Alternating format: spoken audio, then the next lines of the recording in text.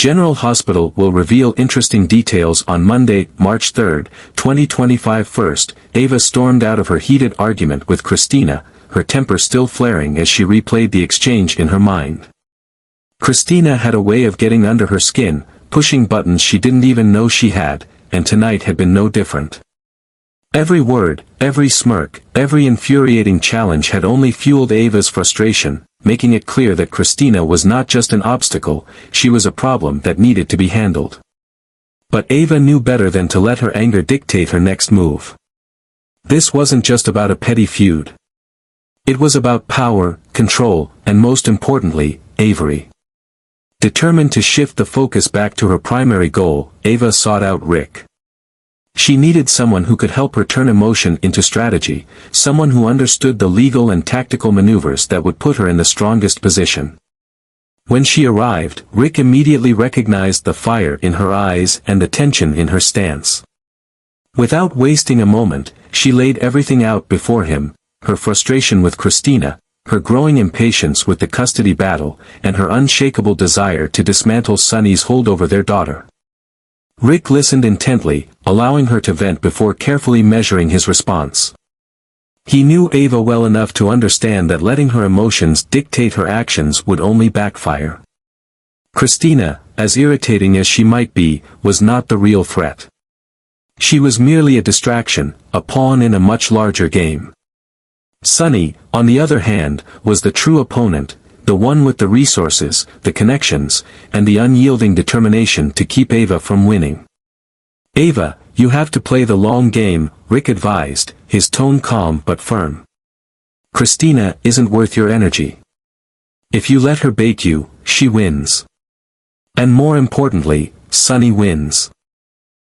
Your priority should be building a solid case, something indisputable, something that makes it impossible for Sunny to keep Avery from you." Ava clenched her jaw, considering his words. He wasn't wrong. Christina was an annoyance, yes, but she wasn't the one standing between her and Avery. Sunny was the real problem, and taking him down required patience, precision, and a well-executed plan.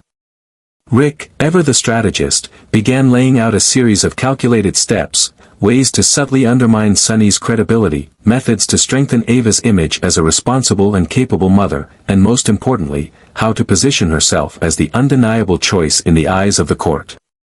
But that wasn't enough for Ava.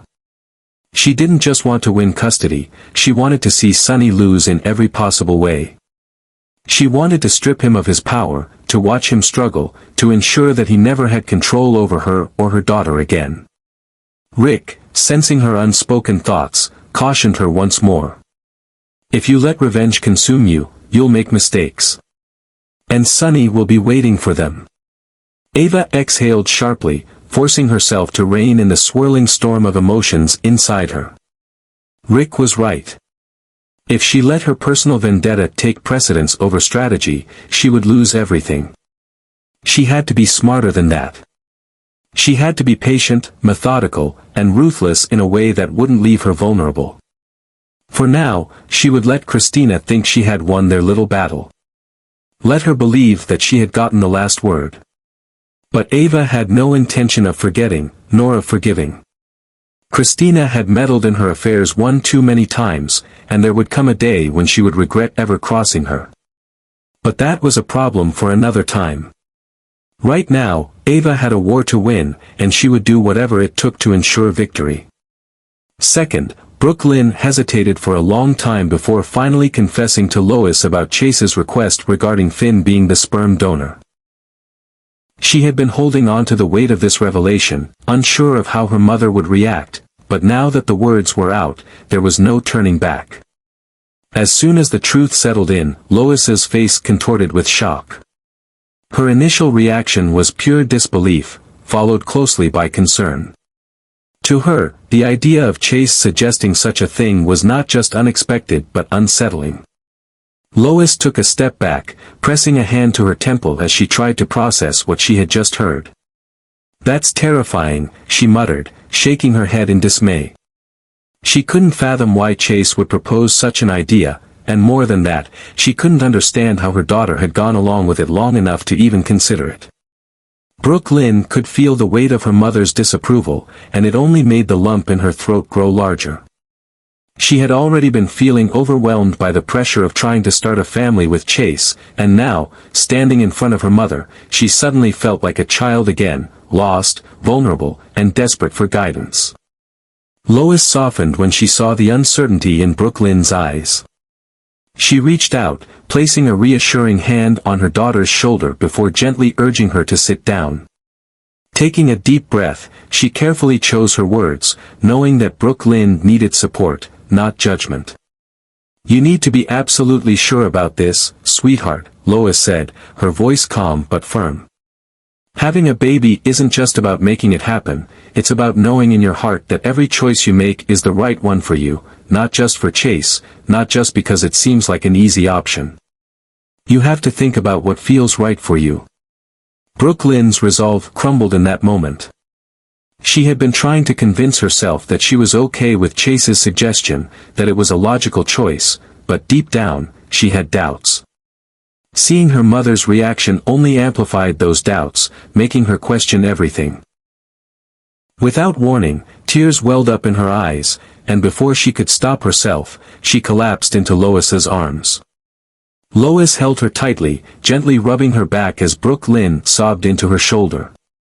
She could feel the silent plea in her daughter's grip, the overwhelming emotions she had been holding in for far too long. Lois's heart ached for her. More than ever, she wished she could take away her daughter's pain, but she knew this was something Brooke Lynn would have to navigate herself. All Lois could do was be there for her, to offer her unconditional love and guidance. As the minutes passed, Lois's own concerns deepened. She had always liked Chase, he was a good man, dependable, and clearly loved Brooke Lynn. But this? This made her worry. If he was pushing her daughter into a decision she wasn't entirely comfortable with, what did that mean for their marriage? Was Brooke Lynn truly happy, or was she compromising too much of herself to make things work? Lois knew that ultimately, Brooke Lynn had to make her own choices. But one thing was certain, she would not let her daughter walk this path alone. No matter what happened, she would be there, every step of the way.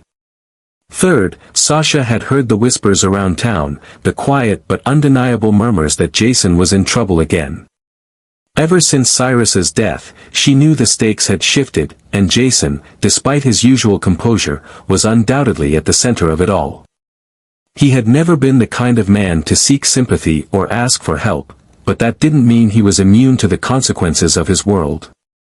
And Sasha, who had fought her own battles and survived unimaginable losses, understood better than most that even the strongest needed someone to check on them from time to time.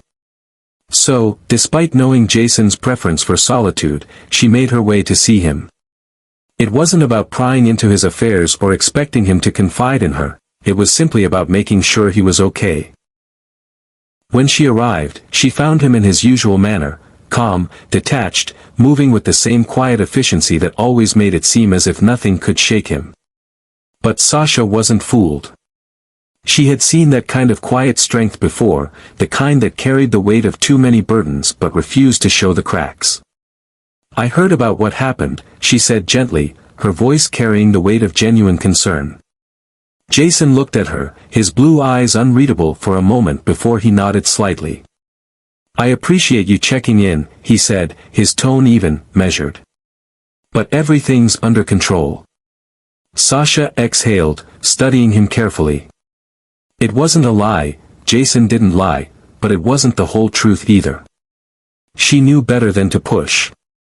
Jason had always operated on his own terms, revealing only what he deemed necessary. Still, she felt a sense of unease.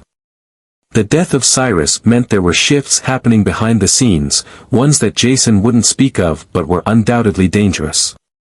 And if Jason was in the middle of it, that meant risks, ones he likely hadn't even fully acknowledged to himself. He must have noticed her lingering concern because his expression softened slightly. "I mean it, Sasha. You don't have to worry about me." She let out a small, dry laugh, crossing her arms.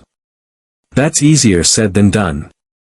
Jason didn't argue, but instead, he looked at her carefully, his gaze flickering down to her stomach. "What about you?" he asked. "You need to be careful, Sasha. You shouldn't be running around town worrying about me when you should be thinking about yourself and the baby."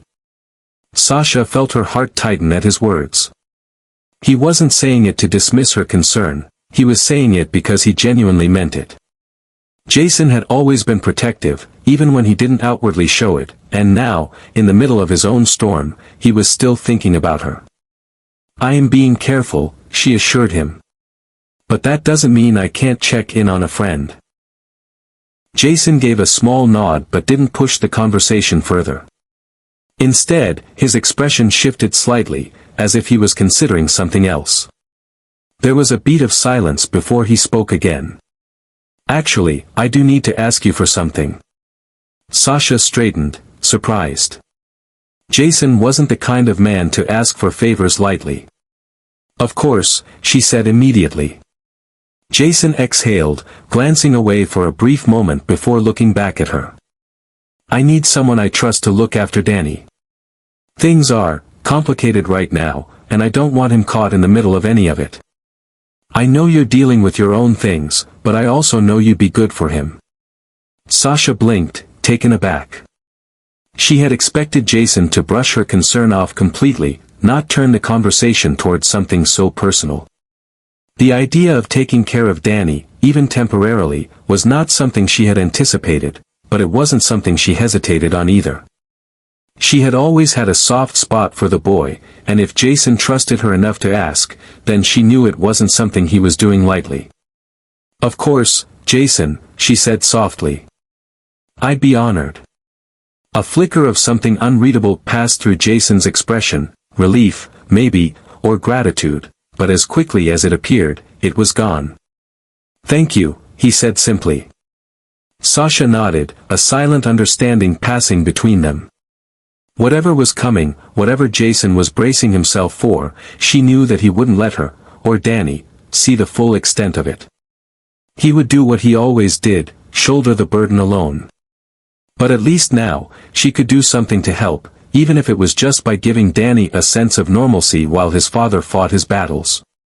As she left, she couldn't shake the nagging feeling that Jason wasn't telling her everything. And even though he had reassured her that everything was under control, she knew one thing for certain: when Jason Morgan was involved, nothing was ever as simple as it seemed.